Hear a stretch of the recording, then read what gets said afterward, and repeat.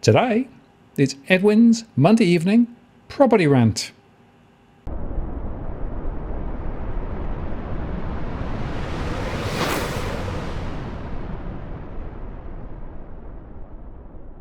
Hello again, it's Martin North from Digital Finance Analytics, well-noticed post covering finance and property news.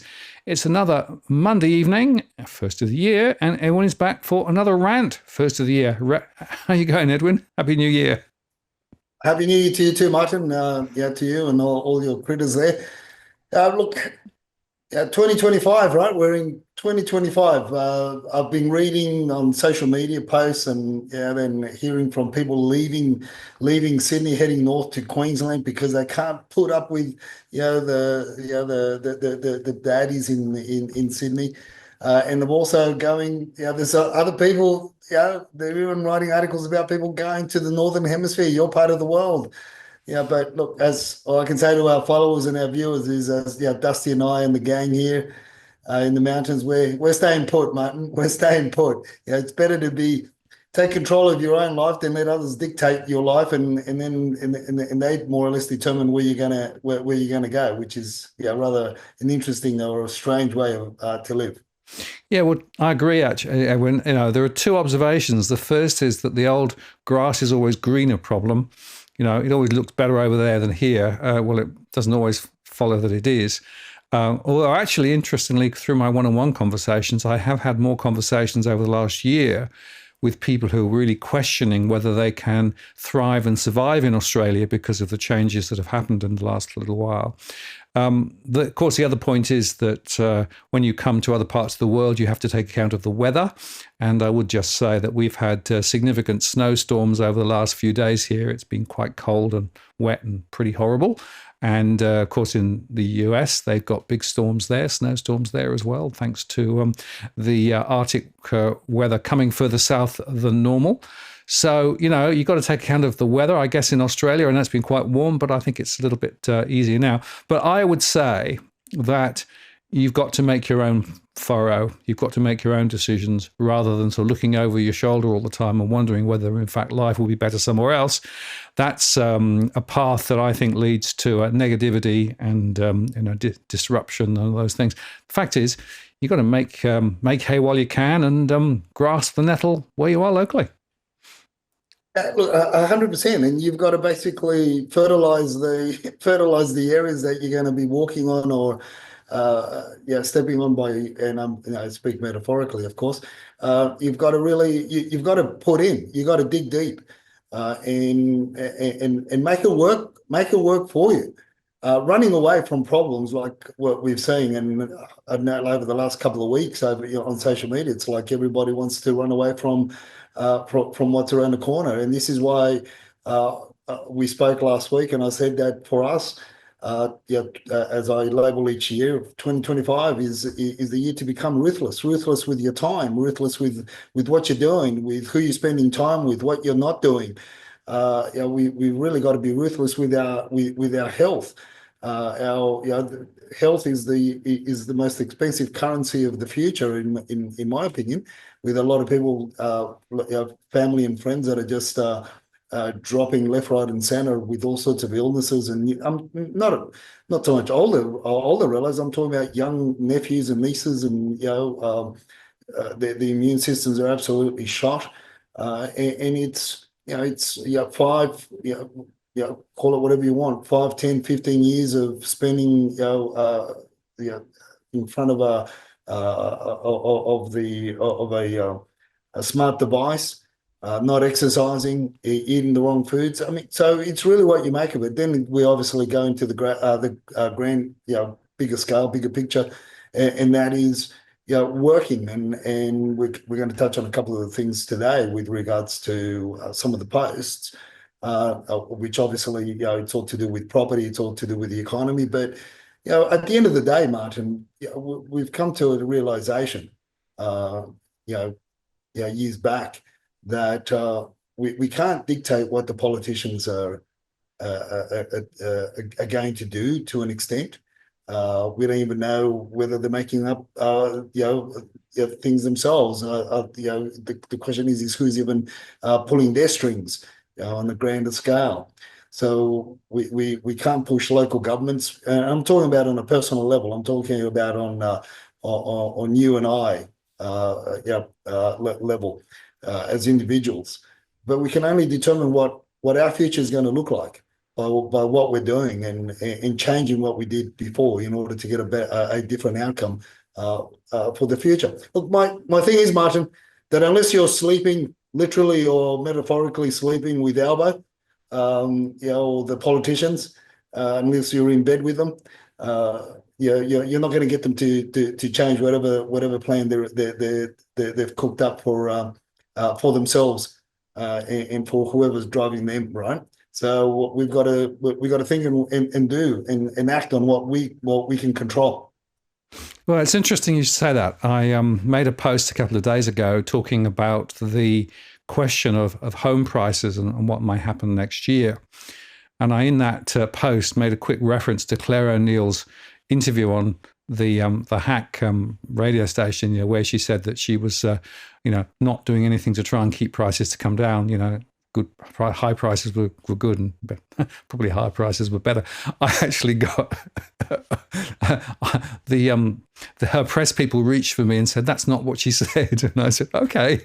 So they gave me a statement which I've actually put up on my website. So they said that she never said prices were going up or going down. So I simply said to my earlier show, well, here's what she said. You can make your own decision. I'll just leave it there. So it's interesting how there's a hypersensitivity in the political world relating to property prices. I thought that was quite interesting. And, even a little YouTuber like me got, a message from the politicians saying, you can't say that. But Martin, come on. Seriously, Martin, I've got to get out, got to reach over the screen and slap you. You know very well that a lot of the bigwigs in Parliament follow our show, and hence the reason why they either change policy or change tact, or because we catch them out and they've got to hide. And I look also now that there's a lot of others in the media that also follow and listen to what we say in this, because you can hear it in the follow-up questions or the questions that they ask the politicians. But yeah, going back to, so we are movers and shakers, Martin. We may be small, but you have heard of King David, right? King David and Goliath. You've heard of that story. Yeah. Yeah. Hey. Well, I do think we do have a bit of an influence, and both at an individual level, but I think you're right politically. And in fact, I know that there are a number of politicians who to listen to our show. So hello to all of those who are in political land, and I hope you learned something today. It's interesting. You were talking about, what people are thinking. And there was this article, which essentially was talking about the unfair reality facing thousands of young Australians. This is according to the ABS analysis, looking at alternative countries, et cetera, and that's just another example of data being used in a particular way. And I guess that's part of the problem, isn't it? Where do you actually get truth from? And very importantly, to what extent is the information that's being presented true and fair and right? Because I do think there are some things going on which you can interpret different ways. But there was this survey which was done. It's called the Annual Big Youth Survey by Year 3, an organisation that offers careers advice. They found that young people are delaying moving out of the family home. Some of them are saying they'll never own a home. Some of them are saying that, well, they hope to, but it's going to be difficult. And it's interesting that 36% believe they will rent for life, up from a quarter in 2023. So, who do you believe? Well, it goes back to what I said just now. Sure, you can have these sort of highfalutin views, but the fact is it's down to the decisions that you as individuals make. And, our followers are actually a bit more sassy than many and have made better decisions, hopefully because they've listened to us and have actually embraced what's going on, rather than just reacting to the high-level, highfalutin data that really probably doesn't tell you that much. Yeah, like you said earlier on, Martin, you've got many that believe that the grass is greener on the other side, and they'll they'll jump from one paddock to the other, not realizing that that other paddock you're going to end up with just as many, if not more, bulls and cows chomping away at the grass that you thought was greener, that you were going to be munching on and going to enjoy. So you got people, according to that article, you've got people going over to Japan, and yep, because Japan seems to be the flavor of the was the flavor of the last quarter to talk about, because of the property prices and a lot of articles that came out as to the value of properties. But you've got to be prepared when you go there. You've got to be prepared for a number of things. First and foremost, it's not a clear pathway to PR or citizenship. There are many obstacles as well. Then, as per the Google snapshot there that you just put up on the screen. Secondly, people, the so-called people, young people that they talk about that they can't afford a home or a property here. You'd think that you'd get a better understanding on who they are if you drill down in better questions. I mean, were you looking at buying a house in the inner west here of Sydney? Let's say Sydney. Were you looking at buying a house? Were you looking at buying an apartment? Have you considered living in the southwest region? Have you considered living in the in the northwest region, in a humble abode such as a townhouse or a villa? Have you considered perhaps going, not necessarily going all the way up the mountains, but halfway, the mountains or your outskirts of the Sydney region, in order to get something that you can afford. But everybody seems to be fixated on the medium entry level point or deposit that they have to raise, which is close to $300,000 in order to get into a property in Sydney.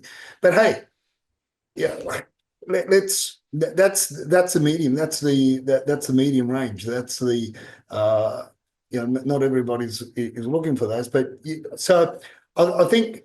And we're going to expand it a little bit further with another article that we're going to talk about later on, which is it all comes back to what we said in the last couple of episodes of last year, which is the posts and what people get sucked into, following one source of data that gives you an emotional, that's going to give you the greatest emotional response because of, quite frankly, because of bullshit that's on that post.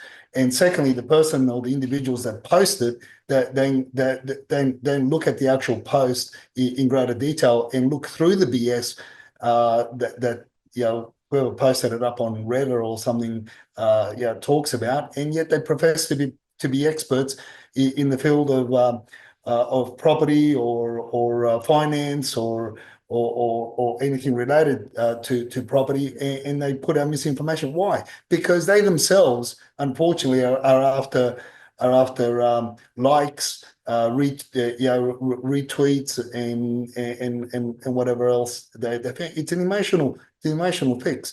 But hey, they end up with followers. They end up with people that listen to every word or every post they put up. And unfortunately, as we said over the last couple of rants for 2024, said be careful in 2025, because don't just look at one data point, look at various data points in order to obtain your information. We agree. We agree of the fact that most of the decisions, not all, but quite a large portion of the decisions that people make in buying and selling are emotional.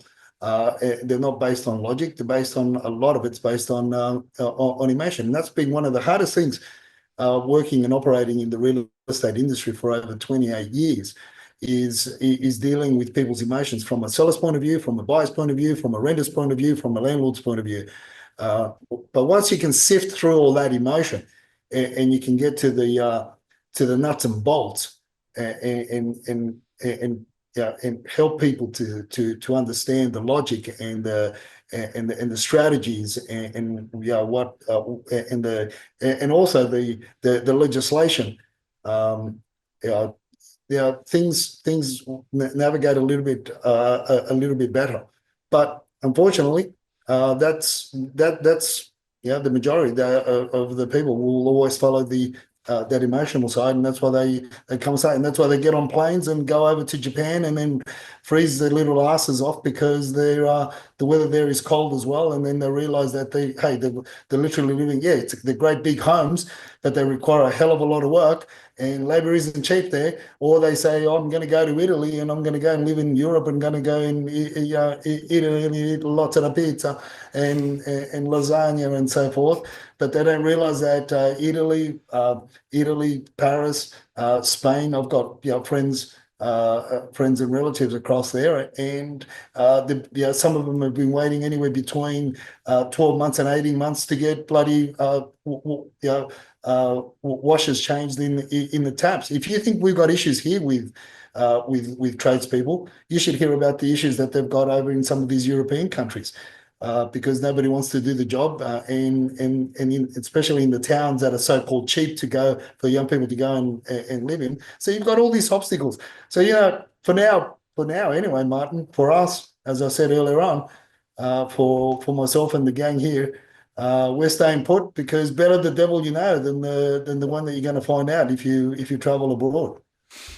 Yeah, very good point. And just to underscore the other point that we come back to quite regularly, and I think it's worth stating at the start of this year, that you can't just take the high-level stories that people weave about what's going on. You have to go granular. You have to look at things locally. I made a show yesterday which was called Where Property is Falling and Rising and Why. And what was quite interesting about that was that there were areas in pretty much every market where prices are actually up relative to a year ago. There are other areas where prices are down. But when you actually start teasing out which areas are higher, which areas are lower, you start to see some quite interesting trends. And what I think is quite fascinating, and you and I keep talking about this, you really need to look at it down at the ground level. You need to understand what's going on, dynamically, locally. And these high-level stories that people trot out about property markets did this or didn't do that don't necessarily tell you the whole story. There was this one here which was talking about the pricier suburbs feeling the pinch, whereas some others are actually doing quite a lot better. So it gives you, the ups and downs, as it were. But I think you need to go even beyond this sort of analysis that we showed there. You need to understand in the local area what the dynamics are, which types of property are there, and what's happening on the ground.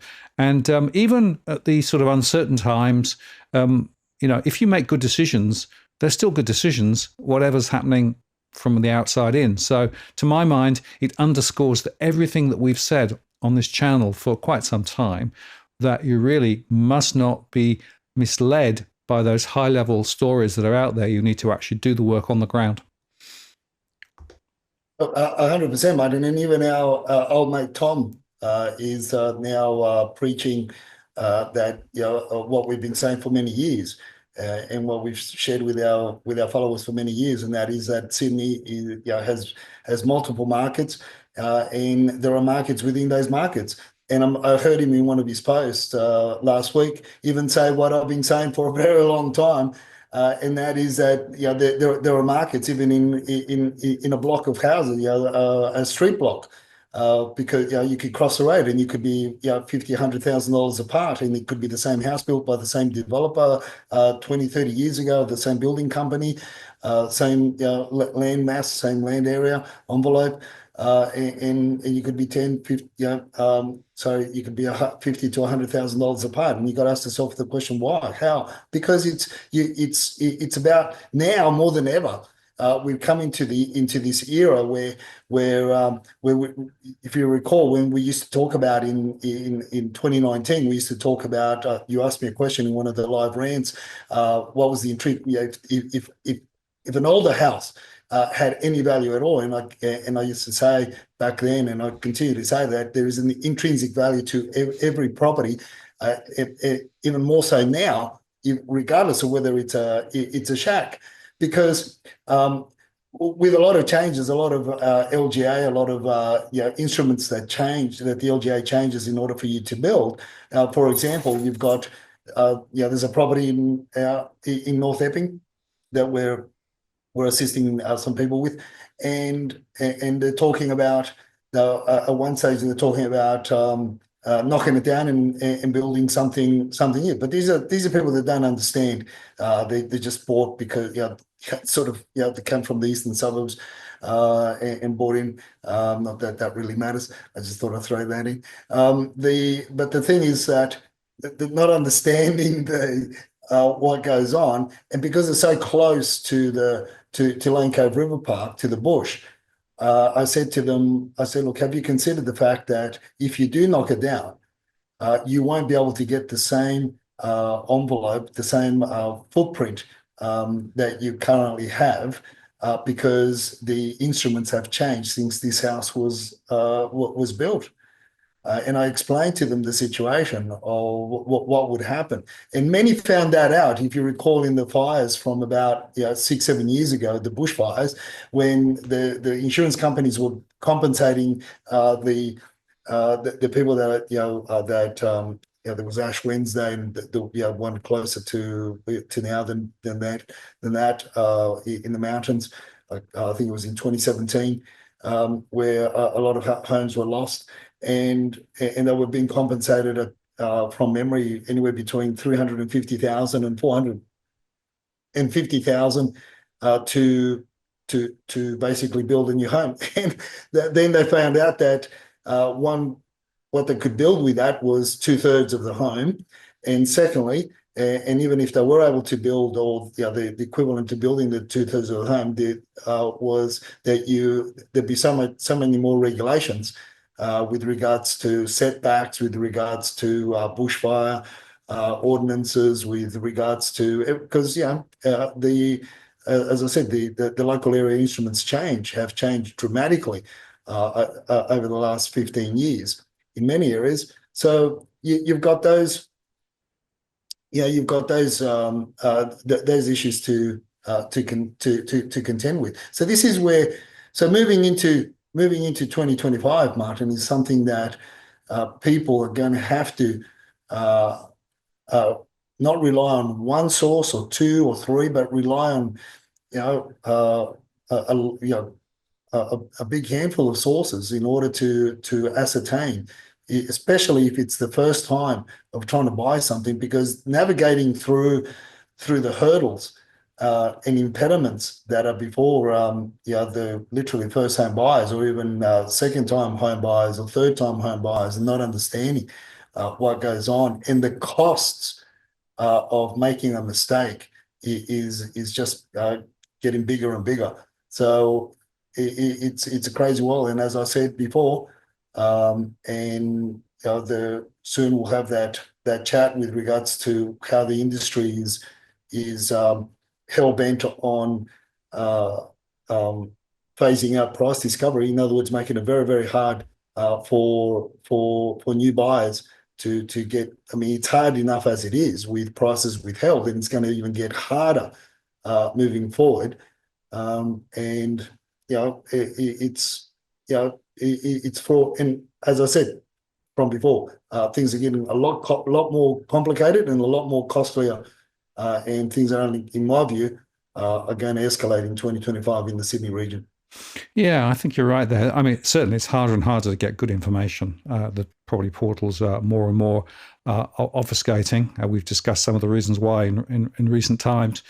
Especially now, I think it's quite an important time for people to sort of just stand back and reflect on what information is available and how valuable is that information. We've got, of course, this sort of high-level story. House prices fell for the first time in nearly 2 years, 0.1% drop on average across the country from CoreLogic. But of course, big variations. So Melbourne was considerably down, Sydney, Hobart, Canberra, Darwin, whereas Darwin, Brisbane, Adelaide and Perth up. And it's interesting that the discussion clearly was about, things are actually looking a little bit shaky. Listings are rising. So Tim Lawless from CoreLogic said Sydney's downswing could match Melbourne's in the coming months as listings rise. Yeah. Forgive me for laughing, Martin. Yeah. Well, it just shows you, what really can you make of that? And then, of course, it goes on to talk about experts say falling house prices in Melbourne will favour buyers, particularly those who are upgrading, while a slowdown in price growth in other capitals could also offer buying opportunities. Last year, Perth's home values surged by 19.1, Adelaide jumped 13.1, Brisbane's climbed by 11.2. Sydney ended 2024 with a 2.3% lift in values, while Melbourne declined by 3%, and Hobart and Canberra fell by 0.6 and 0.4. And I guess my point there is, Edwin, those averages mask everything, right? So I can point to properties in every market that have gone up and other properties that have gone down over the last 12 months. Even in Melbourne, there are areas where prices are higher. So, these high-level statements really don't add very much at all. And then they go on to talk about things like, well, the property values have slumped into the finishing line, affordability constraints and reduced borrowing capacity pushed buyer demand towards lower-priced homes. That pushed up home values in the lower quartile of the market. Meanwhile, rental conditions have eased. And I thought the most takeaway point from Lawless was this: all sides of politics are probably going to be bending over backwards to demonstrate a platform aimed at delivering more housing supply. So yeah, he's right on the politics. I'm not sure that we can draw much more from that. And then, of course, if you look at what property experts are saying, there is various views, but most of those people are talking about small rises maybe, but a lot of uncertainty as well. So I just think that we should move away from all of this high-level analysis that really doesn't mean much, and really look at it on the ground. That's a much more effective way of trying to make good decisions. And like I say, I can point to areas where prices are still, high, but still reasonable. There are other areas where prices are silly.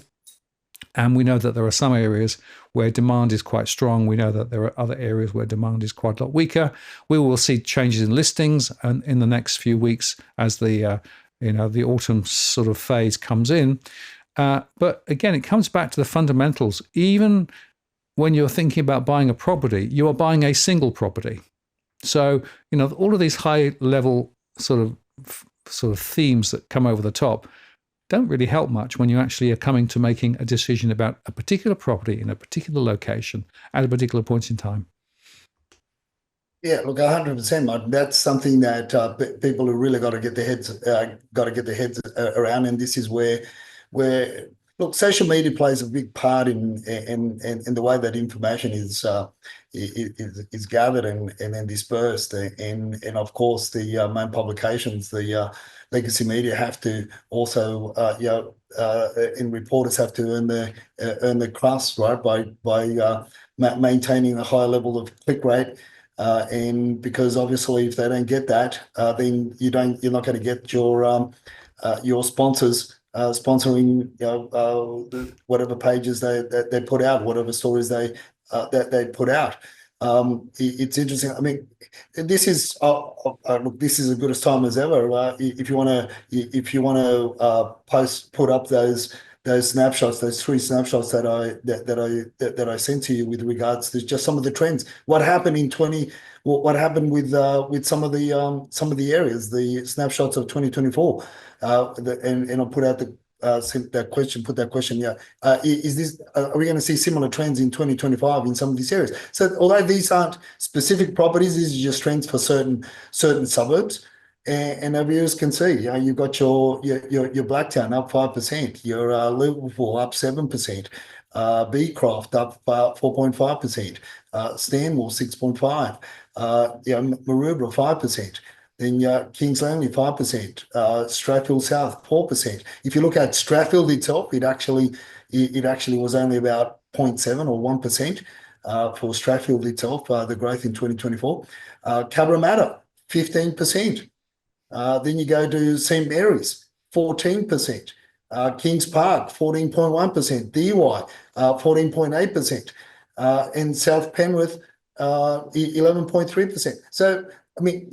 And we even go a lot more granular than this. When we look at properties for clients, and when you and I talk about it, and obviously when you do your one-on-ones with those that come to you for that snapshots of the areas that they're buying into, and this is just literally poops all over those legacy articles, media articles that talk about, oh yeah, properties dropped, and in really fine print, oh, but Sydney didn't, and this didn't, and that didn't, and yeah, whatever. Because yeah, it's if you look at it's like a sound waves, right? It's all waves. You look at depending on whether the wave is rising will determine what article goes out, regardless of the fact, Martin, that the person that writes this article as the wave goes up writes an article for the same publication when it's down, totally you know, totally dispelling, totally contradicting what he or she just wrote a few days ago, if not a week ago. But yeah, they still got the avatar on the Australian Financial Review and call themselves property editors, property gurus. They've got these fancy shit on their Twitter. The whatever shows up first on X or on Twitter, expert at this and that, and zoologist, psychologist, whatever. But at the end of the day, hey, you just gave me an article. I mean, I tell you what, Martin. I tell you what. I mean, just sort of outliving here a little bit, and it's. You know how funny these articles are to me? They're just as funny as the Tom Panos weekly indexes when he does his auctions, because it's all bullshit and it's all emotion. I mean, there is a little bit of truth. There is a kernel of truth. Yeah. But when you put it all together, so why don't we get his rants on the Tom Panos thing? Why don't we get his rants when or if you recall his rants when there was 2 out of 10, oh shit, 2 out of 10, the world is falling down, blah blah blah, this and that, and I mean, and then next week it's 9 out of 12. I said, hold on a minute, hold on a minute, hold your horses. Banking policy, government policy, economic circumstances, construction, LJ instruments, it all changed within that week, so you can come up with a different rant the following week. It's all bullshit, man. Seriously. People have just got to wake up. You got to be ruthless. Yeah. Hey, if I'm wrong, tell me I'm wrong. You got my Twitter handle. DM me. Tell me I'm wrong, and let's have a talk about it. But don't just and you look at the other thing that you notice with a lot of these comical characters, and I say comical because they're good. They're good people. As people, they're great people, great individuals. You can have a chat with them.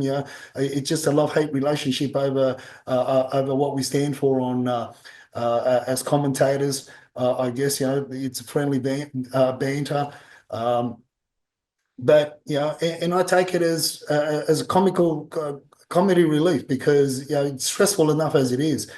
Dealing with all the BS with the government that's putting on us at the moment, and running a small business and doing this and doing that.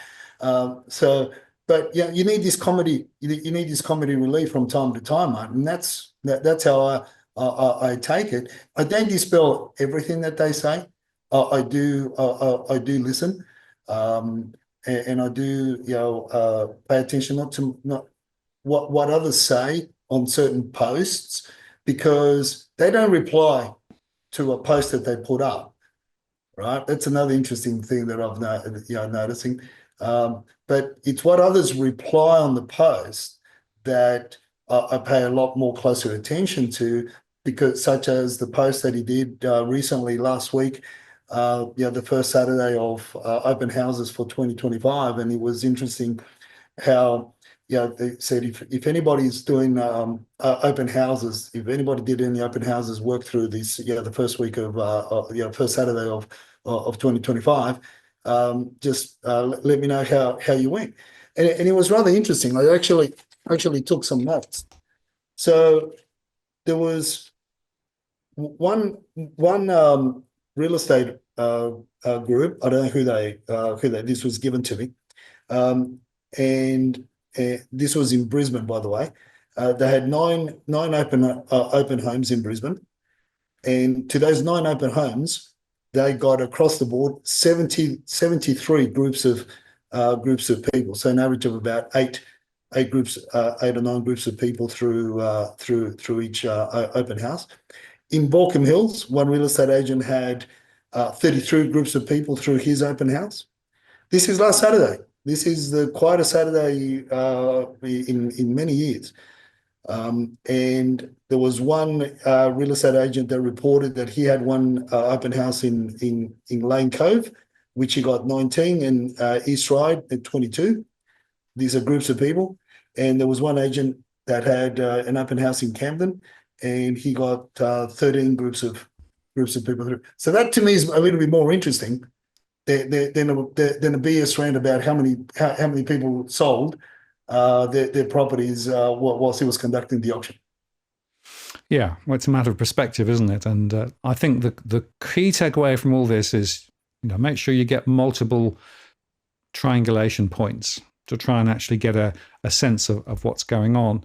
And that's the most critical part. And as you say, some of the social media stuff and some of the articles written, they'll change tack as quickly as the weather changes. And so, just watch that too. But interestingly, there are a few indicators which are worth, I think, thinking about too. So one that I think is worth coming to directly is migration. So, the interesting article here that unis expect near record foreign student numbers despite policy chaos. So despite all of this talk about migration falling, et cetera, the truth seems to be that we're going to find a lot of students coming into the country over the next 12 months. You've got to say it's unlikely they're really going to turn migration down. No, look, and hold on. There's a show. I think it's on this channel. I don't know if you know the channel, Martin, but the channel, I think it's called Run the World or Walk the World. This guy that used to live in Australia and then they've gone over to bloody cold as England, and sometimes comes under DFA. Shit, I think there's a show on a Monday night where they discussed this. I think it was 18 months ago. Yeah, come to think of it. See, this is the whole thing of information, right? This is the whole thing where people have got to be awake to information. All of a sudden, what this is news. This was published on the January the 5th, 2025 at 5:57 p.m. was when the screenshot was done. I mean, this is how far behind the legacy media and most of the people that don't follow the show are, Martin. And this is what we've said. We've been saying for a very long time now because of our insights into the and Dusty's connections with the migration lawyers, barristers, and law firms.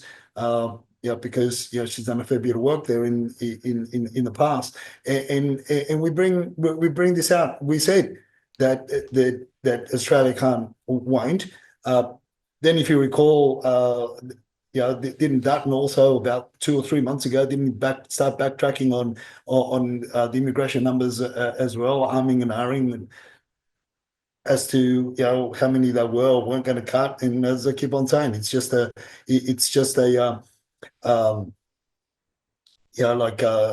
just changing names and changing visa numbers and you got the same numbers if not more.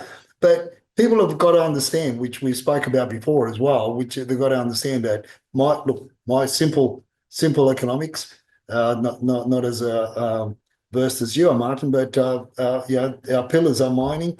You got mining, agriculture, tourism, and education. Mining's going down the gurgler because China is in a world of caca, and their manufacturing and construction and everything is only going to get slow. It's only going to slow down, and they're not going to be buying as much, and we're going to feel it a lot more, as the WeChat charters have been telling us. We're going to feel it a lot more in 2026. So it's 2025 is just really going to be a prelude to what 2026 is really going to be all about and how we're going to feel it. So if we're not going to get or the government isn't going to get its taxes from mining in agriculture, obviously because of the tariffs, that potentially could affect us. Then we've got tourism and education. So what are the chances that they're going to cut down on education, Martin? There's two chances. One's called Buckley's and the other one's called none. Yeah, spot on. Well, I do expect the mixture of migrants to change, but I think the students will be coming back in floods.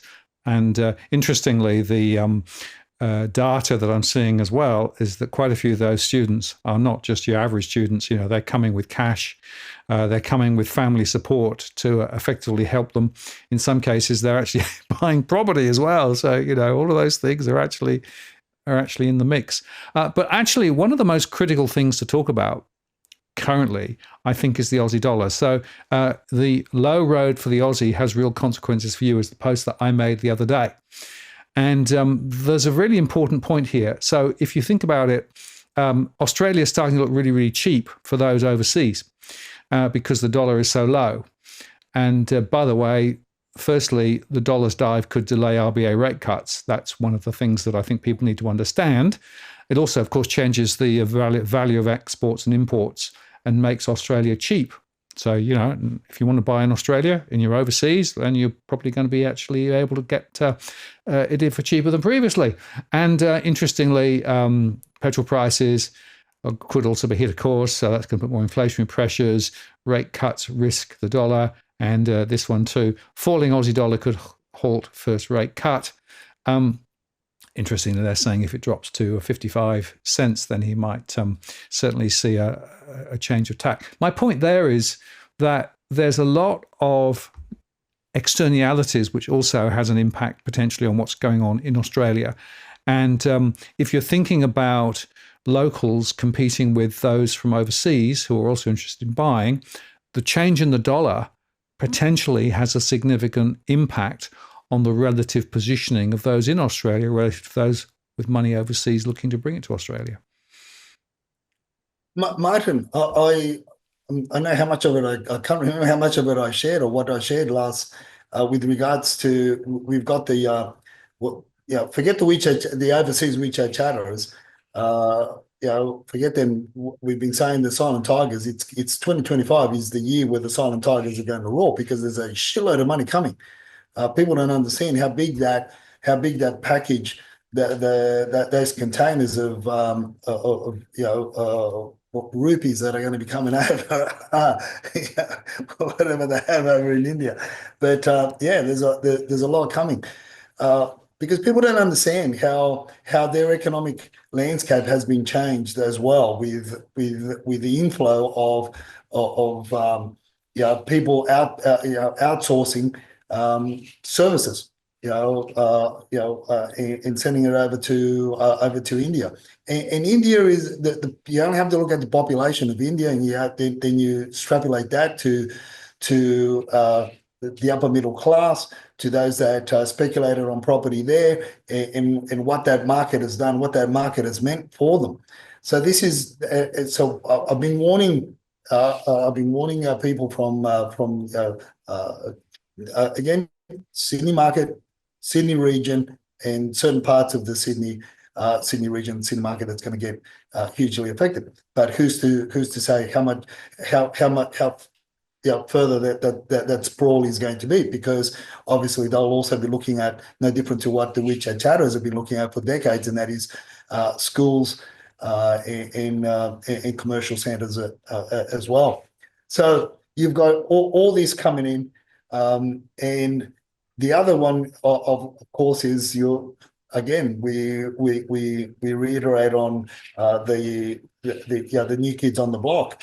Some of the phenomenal stuff that I've been hearing from my Vietnamese contacts and friends, and that what's happening over there. They've got businesses there that are connected with government sources over there.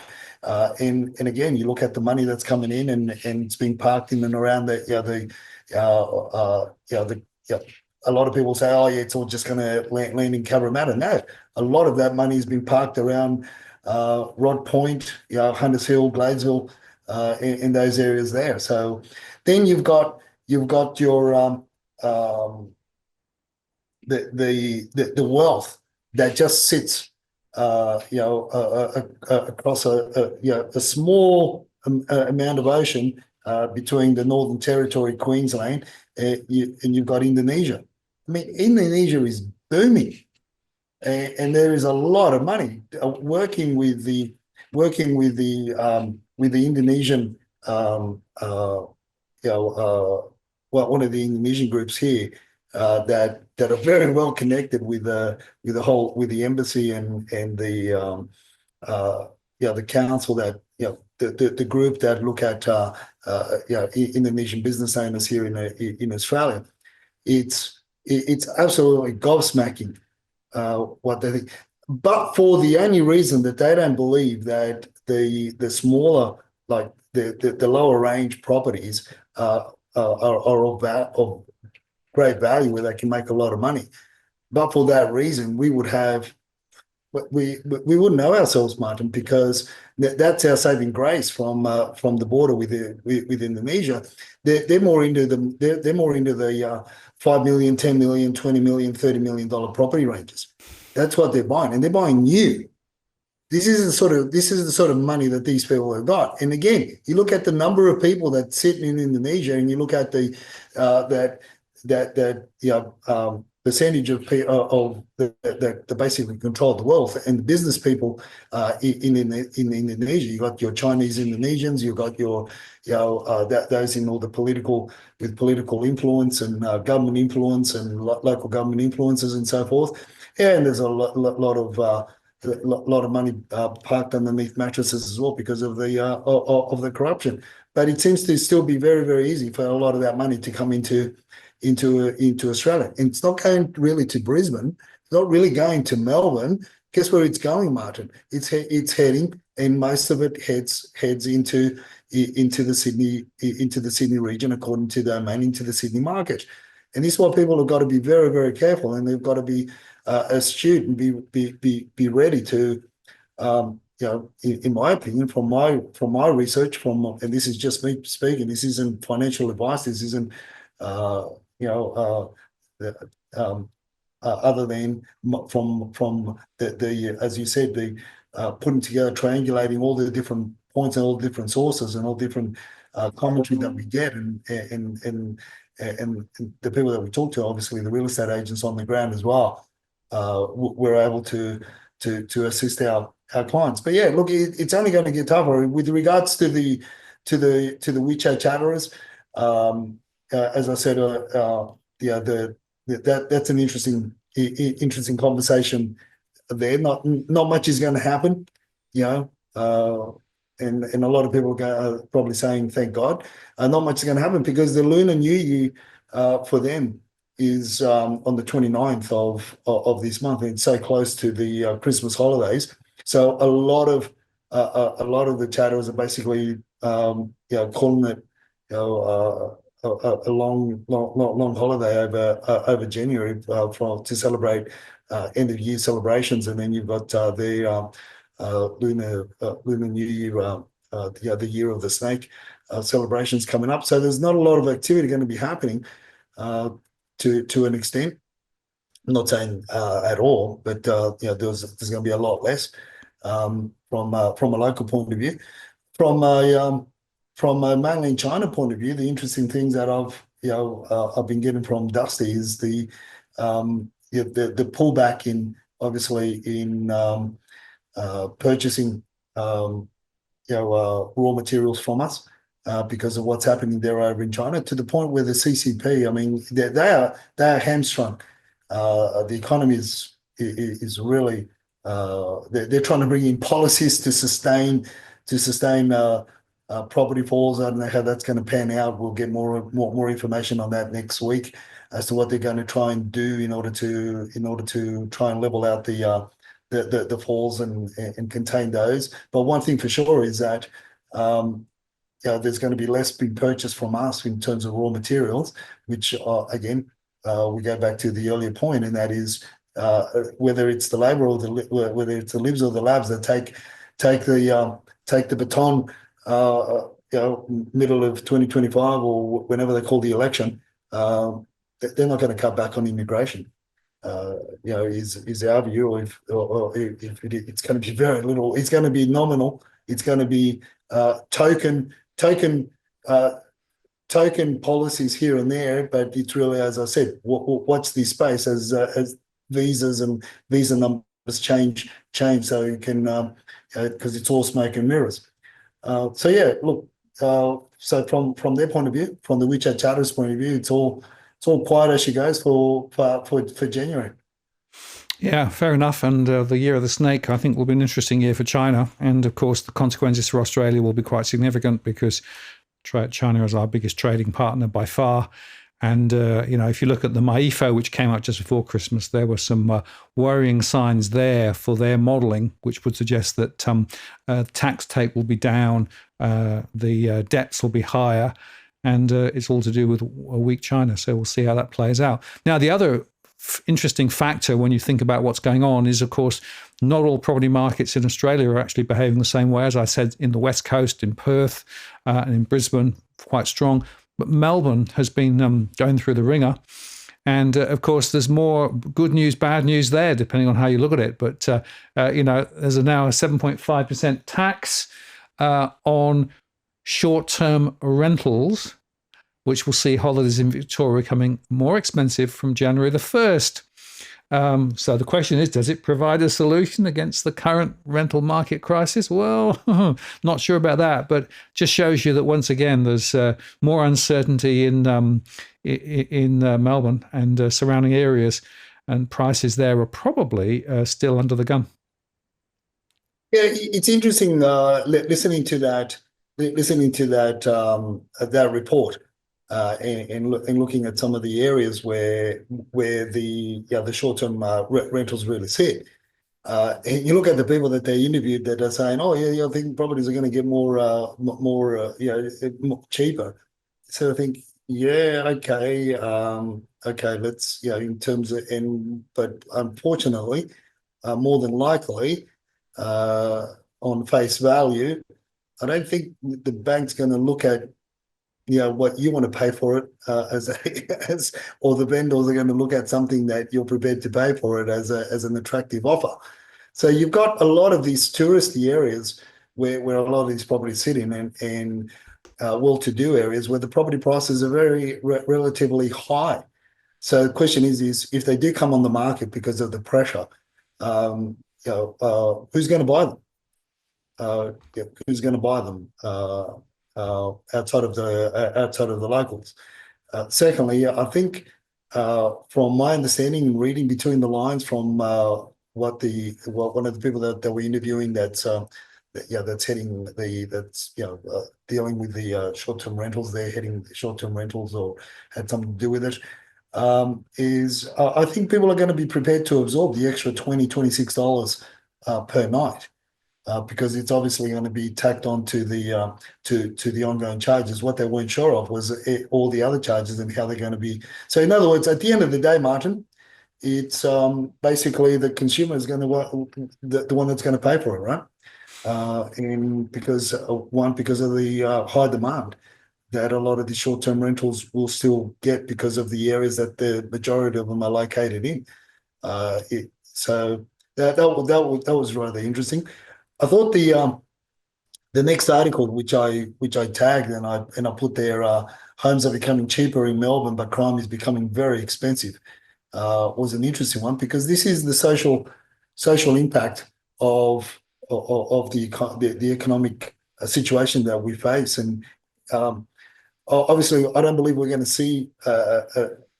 It's not going to get as bad. Hopefully, it's not going to get as bad in the Sydney area as it is in Melbourne, but this is one of your get out of Melbourne articles, and this is one of your get out of Melbourne reasons, or why people are going to be wanting to bail out of Melbourne when you have to contract your own private security because the local police force just can't cope with the gangs. I mean, this is crazy. This is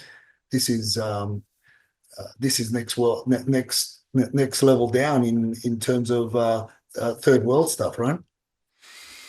It is absolutely, and it's interesting that when you have to hire private security to try and protect yourself, then you've got a big significant problem. And interestingly, there's a correlation between high levels of financial stress, mortgage stress, rental stress, and crime as well. So you see the hot spots, and if you do mapping between mortgage stress, as I do, and crime rates, there is unfortunately a nasty correlation. Not surprisingly, if you think about it, people are under pressure, and so things give. So that's not good. I guess the other point there is that what's going to happen to rentals in and around Victoria too? That's another question. We're seeing a number of property investors who are still trying to get out in Melbourne because they cannot make it work anymore. The higher tax that's now imposed, the fact that the rents are, well, they're not moving up as fast as they did. And even so, many people are, from an investment perspective, underwater. So, are there more rentals or less rentals available? Look, from that's going to be interesting to see and watch moving forward, because the rental numbers as of this week have increased a bit from last week of last year. But again, it's not really substantive to make an impact. What we are seeing is still the high numbers of the sales figures. It's interesting the point that Sam Trades is posted up there on with regards to what the that article from I think it's REIV or ABC News, and they interviewed the people from REIV down there. Didn't get a chance to read the article, but on face value, it's Victoria rentals fall by nearly 25,000 as investors sell off heats up. To me, it's the litmus test to what I've been saying for over 12 months now.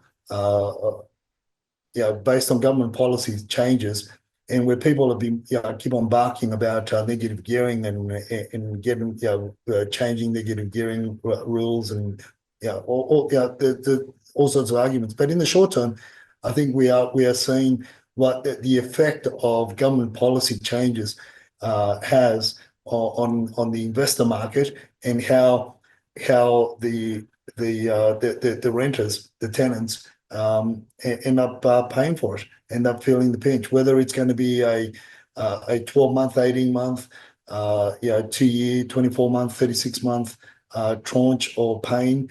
Time will tell. And so this is my prediction for Melbourne. I'm predicting that a lot of these new arrivals that are coming in from India, Pakistan, the South Asian regions, a lot of them are going to gravitate towards moving more towards your Melbournes because of the affordability, and because, but obviously, then you've got your jobs as well, but. I still get the feeling that there's going to be a greater surge, a greater move to Melbourne because of a lot of, as I said, a lot of these new migrants. They want a stable home. They want a stable roof over their head. So that could be the saving grace for those that are wanting to sell. I don't believe we're going to see a lot of changes to the investors wanting to get out, because the pain that they're in, and change for the better takes a long time, and in a lot of cases,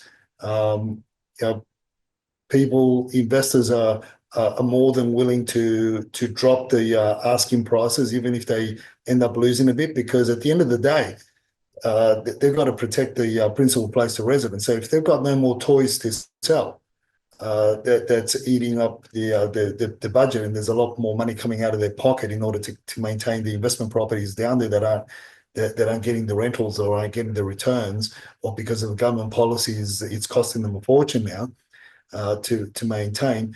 I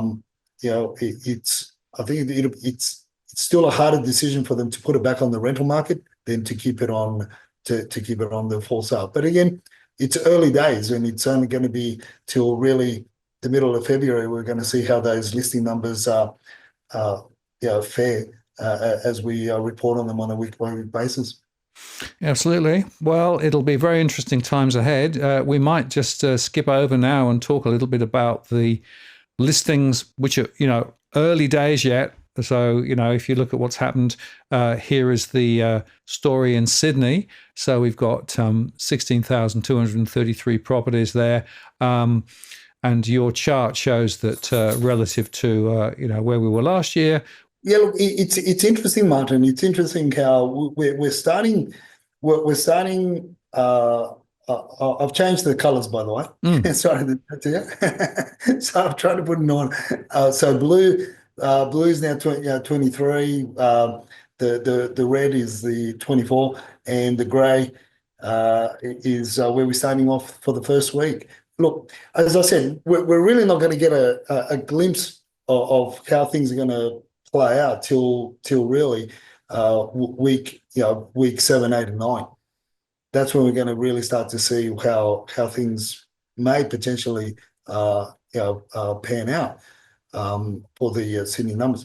But obviously, based on what we saw, the rising numbers towards the end, from middle to end of 2024, but it wasn't enough to quench the appetite of the demand that was out there across many of the Sydney's markets, and that's going to be interesting.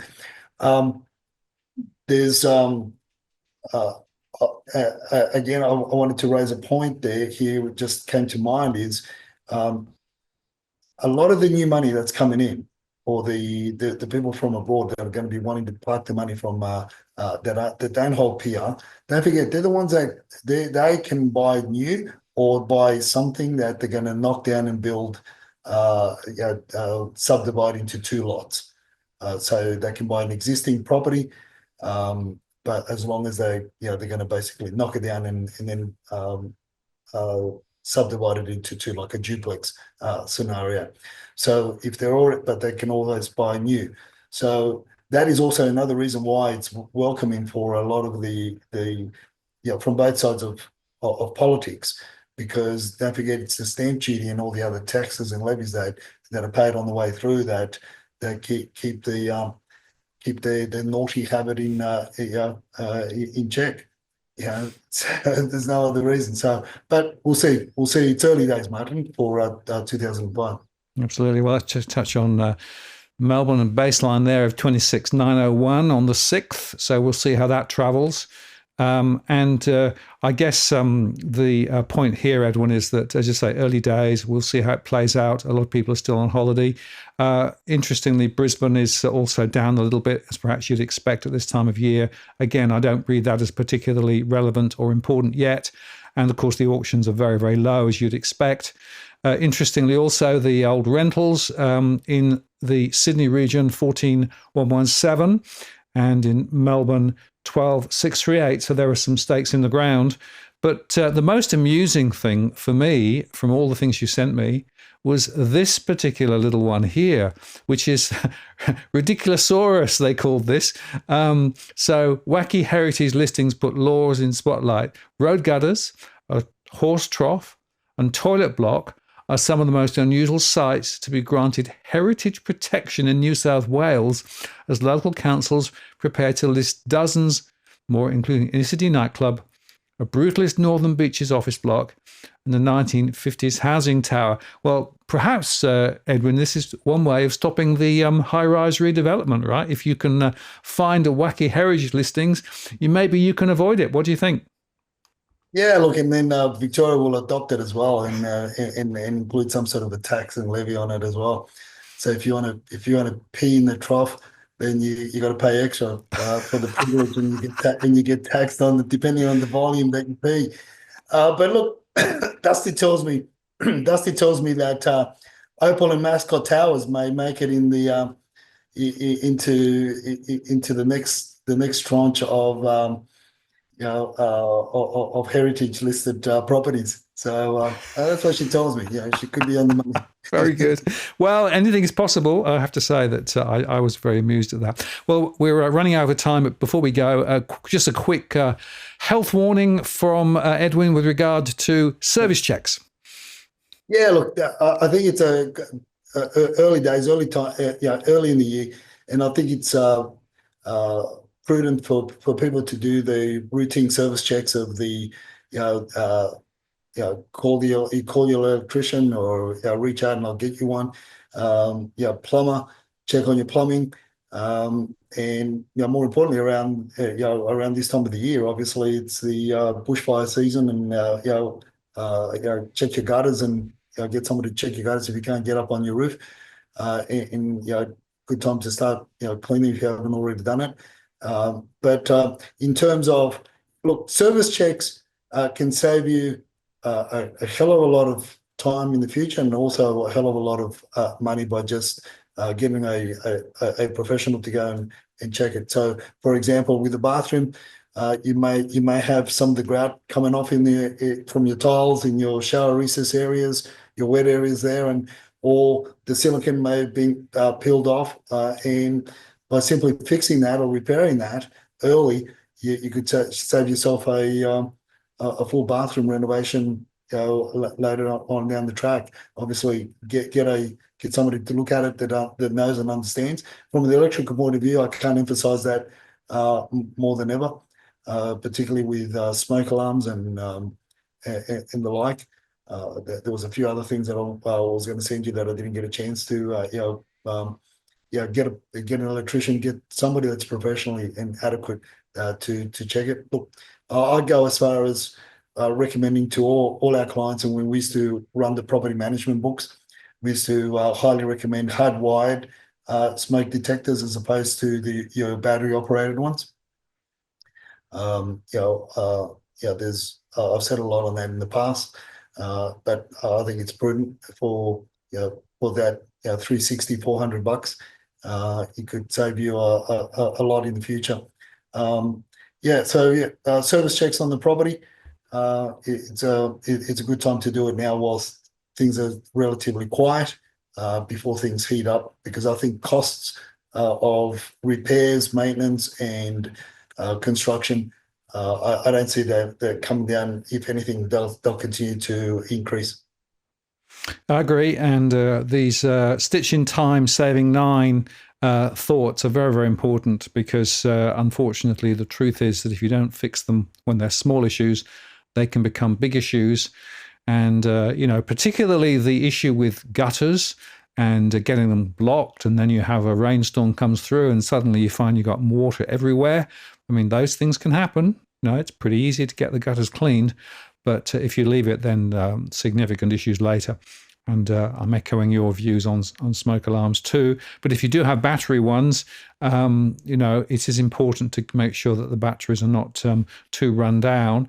And generally, I think the recommendation would be to swap them out once a year, or, as you say, switch them over to mains powered. Of course, the thing with mains powered, then you need some sort of backup to the mains for the smoke alarms when the power goes down. So there's always swings and roundabouts with that. But Edwin, I want to say thank you very much for the first round of the year. I think we covered a good range of subjects. You sent me more stuff than we covered, but I'm sure we'll be able to cover it in a future post as well. I look forward to that, and hope you have a great week. And I'll look forward to catching up on next Monday's rant, which, of course, will be same time, same station. We'll see you then.